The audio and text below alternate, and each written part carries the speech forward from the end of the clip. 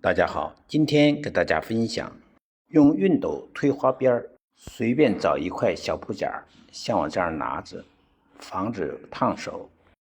就像我这样一直往下推。我们推好了一段，我们看一看，是不是漂亮啊？夏天到了，做衣服用花边的会多了，就可以按照这种方法。我们接着继续往下推下一段，方法跟刚才一样，还是这样推。第二段我们也推好了，我们再看一看。如果条子长，就是像这样一段一段的进行推就行了。这种方法简单易学，你可以练习练习。